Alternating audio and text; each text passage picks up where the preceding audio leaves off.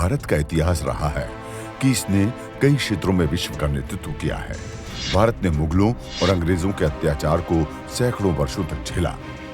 1947 में भारत को वर्षों की गुलामी से आजादी तो मिली, लेकिन राजनीतिक उदासीनता और इच्छा विहीनता के कारण भारत की शिक्षा व्यवस्था का जो स्तर पूर्व में रहा था, वह स्तर वापस नहीं मिल सका।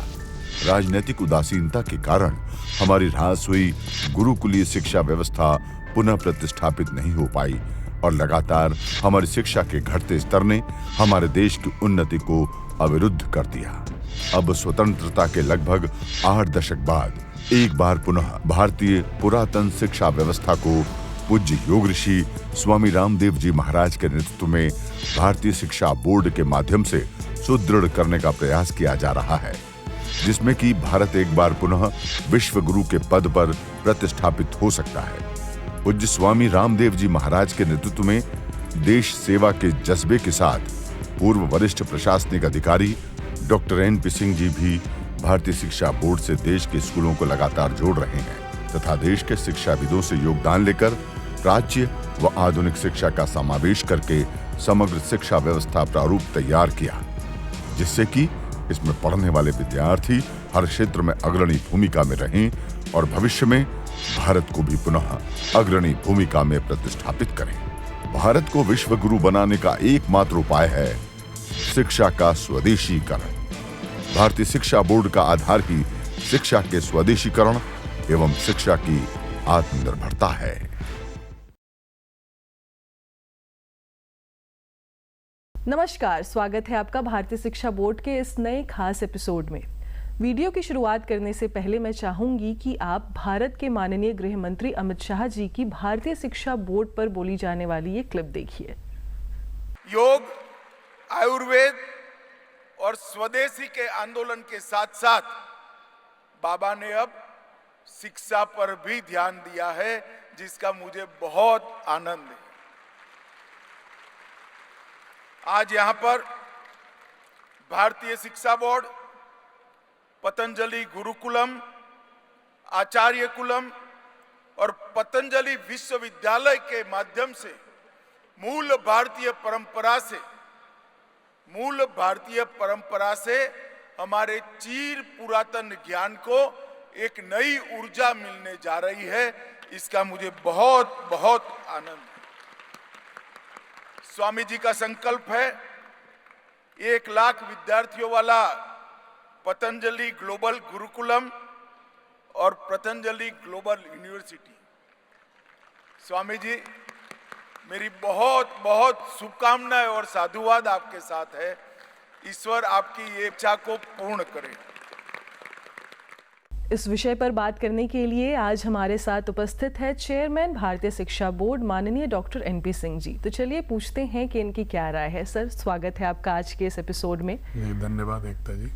सर, जो हमारे देश के माननीय गृह मंत्री अमित शाह जी ने कहा भारतीय शिक्षा बोर्ड को लेकर, इस पे आपकी क्या राय है और आप क्या कहना चाहेंगे? देखिए, माननीय गृह मंत्री जी ने जो भारतीय शिक्षा बोर्ड के बारे में कथन किया है, स्वाभाविक रूप से आप देखेंगे तो भारत के बहुतायत लोगों की यही राय है, क्योंकि प्रत्येक देश का नागरिक यही चाहता है कि उसकी शिक्षा व्यवस्था में भारत स्पष्ट रूप से परिलक्षित होना चाहिए। 1835 के इंडियन एजुकेशन एक्ट में जिस तरह से भारत की समूची सांस्कृतिक यात्रा और उसके समग्र ज्ञान परंपरा को शिक्षा व्यवस्था से ओझल कर दिया गया, विलुप्त कर दिया गया, जिससे कि आज 190 वर्षों में भारत या तो दिखता नहीं या तो बहुत ही खंडित, बहुत ही विदीर्ण और बहुत ही भ्रामक रूप से दिखाई पड़ता है। जो भारत का पूरा समृद्ध अतीत रहा है, उसकी जो समूची सामाजिक यात्रा रही है, राजनीतिक यात्रा रही है, आर्थिक यात्रा रही है, सांस्कृतिक यात्रा रही है, उसके ज्ञान सृजन की एक अनूठी परंपरा रही है, वो नहीं परिलक्षित होता है। और इसका कारण ये था कि स्वाभाविक रूप से ईस्ट इंडिया कंपनी को और अंग्रेजों को ऐसा शिक्षित वर्ग चाहिए था जो दृष्टि से पूर्णतः यूरोपीय हो जाए, यूरोपीय विचारों का उपभोक्ता हो जाए और आसानी से कम वेतन पर ईस्ट इंडिया कंपनी और ब्रिटिश हुकूमत के लिए काम करने वाले युवाओं की उपलब्धि हो जाए उन्हें।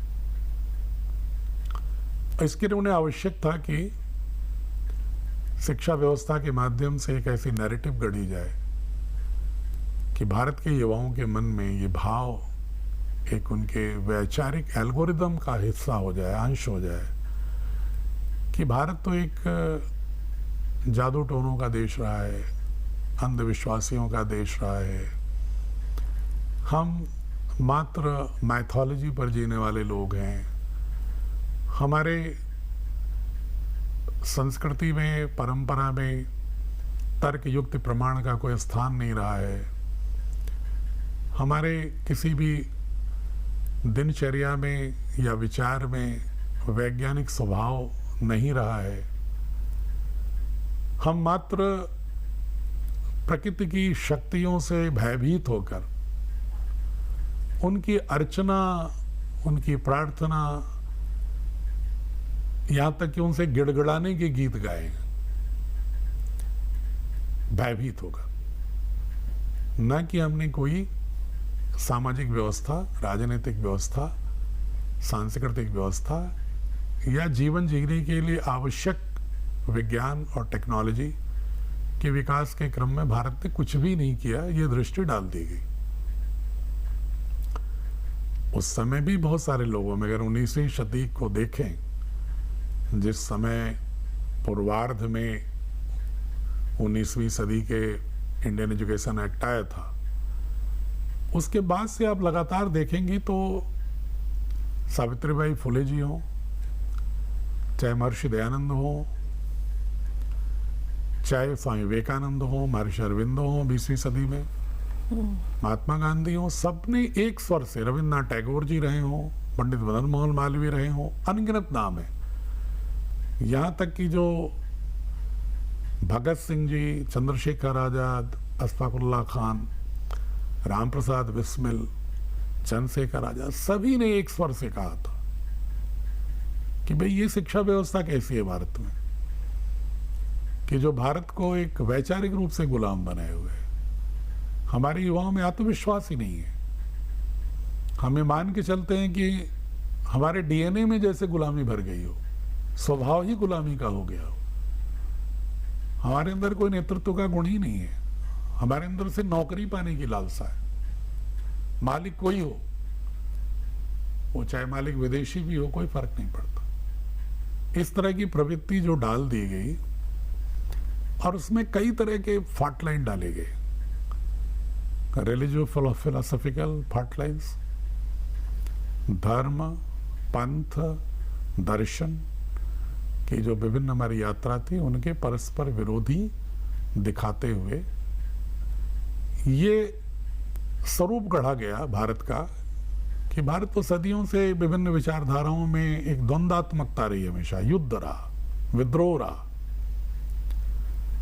यहां सामाजिक संरचना में भी फाल्ट लाइन क्रिएट किया, सोशल स्ट्रक्चरल फाल्ट लाइन, कि जो जातियां दिख रही हैं ये भारत के मूल दर्शन का मौलिक सिद्धांत है। ये विकृति नहीं है, ये अपसंस्कृति नहीं है, बल्कि मूल प्रकृति है। इस तरह का भाव गढ़ दिया गया। जेंडर इनइक्वलिटी, ये बता दिया गया कि जो स्त्रियों का सम्मान नहीं की भावना कम हो रही है, इसका कारण कोई व्यावहारिक कारण नहीं है या समाज के लंबे संचरण के दौरान आई हुई विकृतियां नहीं है, बल्कि ये एक प्रिंसिपल्ड स्टेटमेंट है भारत की एक फंडामेंटल फिलॉसफी का, मौलिक सिद्धांत का। उसी तरह ये गढ़ दिया गया कि जो इंट्रा रिलीजियस सोशल ऑपरेशंस हैं, डिस्क्रिमिनेशंस हैं, वो सारे के सारे भारत के मूल सिद्धांत में है। और वेस्टर्न में हम इसे मुक्ति का मार्ग देते हैं। वेस्टर्न फिलॉसफी में हम तर्क आधारित जीवन जीने की विधा और दक्षता देते हैं। ये भाव गढ़ दिया गया। यहां तक कि जो मैथमेटिक्स यूरोपीय साइंटिस्ट और यूरोपीय मैथमेटिशियन जिसको कहते रहे कि भारत के गणितज्ञों से, अरब के माध्यम से हमने सीखा, उसके विषय में भी ये गढ़ दिया गया कि नहीं, ये तो अरबिक नंबर सिस्टम है और बाकी जो विकास हुआ वो पाइथागोरस से आगे ग्रीक और यूनान के गणितज्ञों ने किया, यूरोप के गणितज्ञों ने किया। भारत में कुछ योगदान नहीं रहा। मतलब ये हुआ कि न दर्शन में, न विज्ञान में, न किसी अन्य डेवलपमेंटल डोमेन्स, विकासात्मक आयाम में भारत की कोई वर्ल्ड व्यू नहीं था, कोई दृष्टि नहीं थी। सबसे बड़ा झूठ और पाप उस इंडियन एजुकेशन एक्ट का ही था। अनेक विरोधों के बावजूद कोई परिष्करण नहीं हुआ। आजादी के बाद कोशिश की गई, लेकिन टुकड़ों टुकड़ों। और जब एक किसी भारत की शैक्षणिक व्यवस्था पर एक पूरा का पूरा व्याघात किया गया हो, कुठाराघात किया गया हो, उसके पूरे पाठ्यक्रम में, पाठ्यचर्या में भारत को पूर्णतः विनष्ट किया गया हो या हीन भावना से दिखाया गया हो, तो उसमें टुकड़ों टुकड़ों में परिवर्तन करने से एकता जी कोई भी लाभ नहीं होने वाला था। इसलिए बार बार मांग उठती रही तमाम संस्थाओं की कि अरे भाई, भारत में भारतीय मैकाले का कब तक भारत में विरोध सिर्फ करते रहोगे? कोई कारगर कदम भी उठाओगे या नहीं उठाओगे? कोई आगे बढ़ेगा कि नहीं कि भारतीय शिक्षा की व्यवस्था में कोई समग्र परिवर्तन, ऑर्गेनिक ट्रांसफॉर्मेशन भी होगा या सिर्फ प्रलाप होता रहेगा? पूज्य स्वामी रामदेव जी ने ये आवाज उठाई। क्यों? क्योंकि उन्होंने अनुभव किया कि भारत की ज्ञान परंपरा में योग, आयुर्वेद, दो मुख्य बिंदुओं को उन्होंने पहले अपने जीवन का हिस्सा बनाया, अभियान का, मिशन का। और उन्होंने पूरे देश में जो योग गुफा और ग्रंथों में था उसे बाहर निकालकर एक आम आदमी के लिए सहज उपयोगी जीवन पद्धति के रूप में विकसित कर दिया, स्थापित कर दिया। एक पंक्ति में मैं कहूं तो योग को उन्होंने जनोपयोगी और एक लोक रंजन का स्वरूप दे दिया। उसी तरह आयुर्वेद पर जब उन्होंने काम करना प्रारंभ किया और योग और आयुर्वेद का जब संयोजन किया, तो पूरी की पूरी जो वेस्टर्न मॉडल ऑफ एजुकेशन पर आधारित जो जीवन पद्धति थी, उससे जुड़े हुए जितने भी आर्थिकी के बड़े बड़े तंत्र थे, उनको परेशानी होने लगी। और दुर्भाग्य था कि चूंकि भारत में भी लोग उसी पद्धति से पढ़े हैं, सभी लोग, तो उनके मस्तिष्क में भी आयुर्वेद के प्रति सम्मान और गौरव नहीं था, या थोड़ा गौरव होता था तो थोड़ा कंफ्यूजन आ जाता था, भ्रम आ जाता था, स्वीकार्यता पूर्ण नहीं कर पा रहे थे। तो उसका कारण समझ में आया कि अवचेतन में ही अगर 14 वर्ष की उम्र तक गुलामी पिरो दी जाए और अपनी संस्कृति के प्रति हीन भावना पैदा कर दी जाए, तो सचेतन मस्तिष्क में कितना भी आप परिवर्तन करोगे, वो जो मूल जो उसकी वैचारिकी का जो न्यूक्लियस है, डीएनए है, वो तो अलग तरीके का संगठित हो गया। फिर उसको डीन्यूक्लिएट करना पड़ेगा, और डीन्यूक्लिएट करने के लिए और पुनः वहां पर यूरोप का जो यूरोपीय अवधारणा का जो न्यूक्लियस था हमारी वैचारिकी में, उसको डीन्यूक्लिएट करना और वहां पर पुनः भारत बोध के न्यूक्लियस को स्थापित करना, ये तो समग्र परिवर्तन, इसीलिए मैं इसको ऑर्गेनिक ट्रांसफॉर्मेशन कह रहा था। तो अब और एक हमारे देश के जो शिक्षा मंत्री हैं, उन्होंने भी भारतीय शिक्षा बोर्ड को लेकर कुछ कहा है। तो सबसे पहले हम सुन लेते हैं कि भारतीय शिक्षा बोर्ड को लेकर हमारे देश के शिक्षा मंत्री माननीय धर्मेंद्र प्रधान जी ने क्या कहा है। मित्रों, मैं एक बात याद करना चाहूंगा। जब देश गुलाम था 1835, आज हम लोग 2025 में हैं। लगभग 200 साल पहले ब्रिटिश पार्लियामेंट में मैकॉले नामक एक गोरे व्यक्ति, अंग्रेज साहेब भारत की भ्रमण करने के उपरांत ब्रिटेन लौटते हैं। ब्रिटिश पार्लियामेंट में एक डॉक्यूमेंट स्थापित करते हैं। उस डॉक्यूमेंट एक रणनीति उसमें उल्लेख था। उस रणनीति में यही उल्लेख था, अगर भारत को हमें लंबे समय तक गुलामी में रखना है, तब भारत की शिक्षा नीति को, शिक्षा प्रणाली को, शिक्षा व्यवस्था को तार तार करना पड़ेगा, मूलोत्पाटन करना पड़ेगा, विध्वस्त करना पड़ेगा। भारत की भाषा को गुमराह करना पड़ेगा, भारत की शिक्षा प्रणाली को गुमराह करना पड़ेगा। ये दो चीज हम भाषा और शिक्षा को गुमराह करेंगे तो चिकित्सा भी गुमराह होगा, कृषि भी गुमराह होगा, समाज नीति भी गुमराह होगा, व्यक्ति की अस्तित्व ही भ्रम में पड़ जाएगी। मित्रों, उसी में वो लोग कुछ मात्रा में सफल भी हुए। आज राष्ट्रीय शिक्षा नीति लागू की जा रही है। मैं पूज्य रामदेव बाबा जी को आभार प्रकट करूंगा। हमें माननीय प्रधानमंत्री जी और देश की यशस्वी गृह मंत्री जी अमित शाह जी ने जिम्मेवारी दी। दरम्यान हमने बाबा जी को एक काम दिया है। सरकार शायद उसको अपने सीमा में करना चुनौती हो जाएगा। हमने रामदेव जी को एक काम दिया है।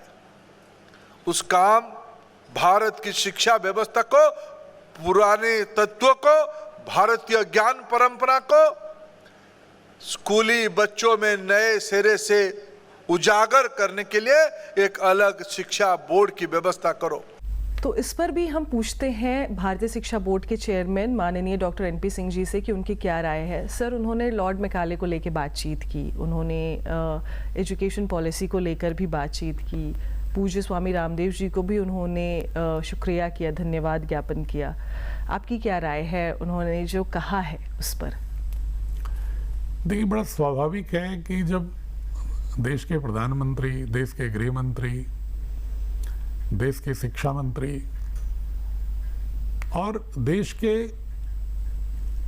मैं कह सकता हूं कि 100% बुद्धिजीवियों के मानस में ये पूर्णतः स्थापित भाव है कि भारतीय शिक्षा पद्धति में बदलाव होना चाहिए। कैसा बदलाव होना चाहिए, इस पर डिबेट हो सकता है, लेकिन सभी लोग ये मानते हैं कि भारत, क्या कारण है कि विगत 700 वर्षों में जो आविष्कारक था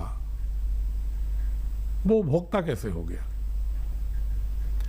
जो हर क्षेत्र में नेतृत्व करता था, पूरी दुनिया को वर्ल्ड व्यू देता था, वो अचानक अनुयायियों की श्रेणी में और पूर्ण समर्पित भाव से कैसे खड़ा हो गया। ऐसे भारत को जो 11वीं सदी तक mathematics, science, technology, medical science, ideology, philosophy, vision, इस क्षेत्रों में आर्किटेक्चर, म्यूजिक, पूरी दुनिया का मार्ग प्रशस्त करता रहा, वो अचानक नॉलेज और टेक्नोलॉजी का आयातक कैसे हो गया, इंपोर्टर कैसे हो गया, एक्सपोर्टर ऑफ नॉलेज की बजाय इंपोर्टर ऑफ नॉलेज हो गया, नेतृत्व के बजाय नौकर हो गया। आप देखिए ना, दुनिया की जो बड़ी डिजिटल कंपनी भी है उनमें आप सीईओ तो भारतीय पाएंगे, लेकिन एंटरप्रेन्योर के रूप में बड़ी डिजिटल कंपनी खड़े करने का कोई साहस नहीं कर पा रहा है। वो फॉरेनर्स ही होते हैं मोस्टली, फॉरेन की नौकरी करना, क्योंकि हम कंफर्टेबल हैं, हम उसमें नेतृत्व नहीं करना चाह रहे हैं, और उनका दोष नहीं है, वो दोष है हमारी शिक्षा पद्धति के गुणसूत्र का, क्रोमोसोम्स का दोष है शिक्षा व्यवस्था की। और इसमें गुणात्मक परिवर्तन और संपूर्ण परिवर्तन सभी लोग चाहते हैं, क्योंकि किसी भी शिक्षा व्यवस्था में कोई भी देश अगर समर्थ 21वीं सदी में अगर हम खड़े हैं तो आत्मनिर्भर और आत्म प्रतिष्ठा के साथ तभी खड़े हो पाएंगे पूरे विश्व में। दुनिया का कोई देश हमारे सामने आंखें नहीं दिखा सके, इसके लिए जरूरी है कि हम नॉलेज क्रिएटर हो, ज्ञान सृजन करें। लेकिन ज्ञान सृजन करने के लिए हमें अपने पहले जानना होगा कि 21वीं सदी से पहले मानव सभ्यता के प्रारंभ से लेकर हमारी स्थिति क्या रही है नॉलेज क्रिएशन में। वहां से गौरव पैदा होगा, और गौरव ही नहीं पैदा होगा बल्कि तमाम क्षेत्रों में जो हमारे नॉलेज सिस्टम को सुसुप्तावस्था में डाल दिया गया है, उस पर कोई फर्दर अग्रिम शोध नहीं हुआ है, उस पर उन्हें शोध करने की प्रवृत्ति होगी। जैसे उदाहरण के लिए चरक संहिता में नीम, अदरक, अरहर की दाल से लेके तमाम औषधियों की, लगभग 1000 औषधियों की चर्चा है। उन औषधियों पर अगर साइंटिफिक वैलिडेशन के साथ अगर रिसर्च हो तो एक एक औषधि पर एक एक कॉर्पोरेट कंपनी खड़ी हो सकती है। लेकिन नीम पर पोटेंट करा रहा है कोई अमेरिका की कंपनी, अदरक पाउडर पर, टर्मरिक पाउडर पर कोशिश किया वर्जीनिया की कंपनी, अरहर की दाल पर भी अगेन वही कैलिफोर्निया की कंपनी। हमारी ज्ञान संपदा के आधार पर इस 21st सेंचुरी के neo knowledge based economic world में, कि जहां ज्ञान पर आधारित इकोनॉमी चल रही है, उस पर हमारी पुरानी ज्ञान संपदा के आधार पर शोध करके पेटेंट करा के वो तो बड़े बड़े आर्थिक साम्राज्य खड़ा करना चाहते हैं। और आश्चर्य की बात बताऊं कि जो टर्मरिक पाउडर का जो शोध किया वो भी भारतीय वैज्ञानिकों से कराया उन्होंने, कोहली से, और पेटेंट अपने लिए करा रहे हैं। और दुर्भाग्य है कि भारतीय होते हुए भारतीय वैज्ञानिक भारतीय ज्ञान परंपरा का शोध करके और एक विदेश की मल्टीनेशनल कंपनी को बेच रहे हैं पेटेंट कराने के लिए। इसका क्या मतलब हुआ कि अगर हम अपनी भारतीय ज्ञान परंपरा को ठीक से, गर्भ से, गंभीरता से, गहनता से, विस्तार से जाने, तो आज 21st सेंचुरी में उसमें से कौन सी ऐसी ज्ञान है जिसको हम फर्दर अगर एक्सप्लोर करते हैं, अगर नवोन्मेष के साथ आगे बढ़ते हैं, तो उसमें कितना सामर्थ्य हो सकता है 21वीं सदी में एक सशक्त आर्थिक आधार पर स्वदेशी भारत को खड़ा करने का। एक छोटा सा उदाहरण मैंने दिया। इस तरह की तमाम ज्ञान संपदाएं हैं, लेकिन हम ये मान के चलते हैं कि भारत की पुरानी ज्ञान संपदा पढ़ के करेंगे क्या, उसका वर्तमान इकोनॉमिक ऑर्डर में उसका उपयोग क्या है, ये भी भ्रामक है। उद्यमिता का भाव समाप्त है। तो पूज्य स्वामी जी ने योग आयुर्वेद स्वदेशी के बाद उनको एक स्थिति स्पष्ट थी उनके मानस में कि जब तक भारत को हम भारत की ज्ञान परंपरा से जोड़ते हुए और आधुनिक 21वीं सदी की चुनौतियों का विश्लेषण करने की दक्षता विकसित करते हुए और मानव सभ्यता में प्रारंभ से लेकर आज तक दुनिया के किसी भी कोने में जो भी ज्ञान परंपराएं, साइंस, टेक्नोलॉजी, आइडियोलॉजी आई, उसमें अगर हम निष्णात नहीं करते हैं तो वो व्यक्ति कोई एक होलिस्टिक पर्सपेक्टिव में, समग्र परिदृश्य में एक उपयोगी निर्णय नहीं ले सकता। और जो उपयोगी निर्णय नहीं ले सकता वो नॉलेज क्रिएट नहीं कर सकता। बिल्कुल। और अब तो मुझे लगता है कि भारतीय शिक्षा बोर्ड को लेकर जब माननीय गृह मंत्री अमित शाह जी ने भी और माननीय शिक्षा मंत्री धर्मेंद्र प्रधान जी ने भी कह दिया है कि क्यों ये ज़रूरी बोर्ड है और क्यों आपको भारतीय शिक्षा बोर्ड से शिक्षा लेनी चाहिए, अब इसमें कोई डाउट होना नहीं चाहिए सर, क्योंकि हर तरीके से हम ये कोशिश कर रहे हैं बताने की कि भारतीय शिक्षा बोर्ड क्यों आपके लिए ज़रूरी है और इसके टेक्स्ट बुक आपको किस तरीके से उपयोगी साबित होंगे आपके लिए। तो सर धन्यवाद अपनी राय व्यक्त करने के लिए। और अब आप सभी को भी पता चल गया होगा, जब खुद भारत के माननीय गृह मंत्री अमित शाह जी और भारत के माननीय शिक्षा मंत्री धर्मेंद्र प्रधान जी ने भारतीय शिक्षा बोर्ड की उपयोगिता और महत्वपूर्णता को आपके सामने बताया है। आशा करते हैं कि आपको ये समझ में आया होगा कि भारतीय शिक्षा बोर्ड की पाठ्य पुस्तक और भारतीय शिक्षा बोर्ड खुद आपके बच्चों के लिए क्यों जरूरी है और क्यों आपको एक नेतृत्व परक शिक्षा देनी चाहिए अपने बच्चों में, ना कि नौकरी परक। मिलते हैं अगले एपिसोड में।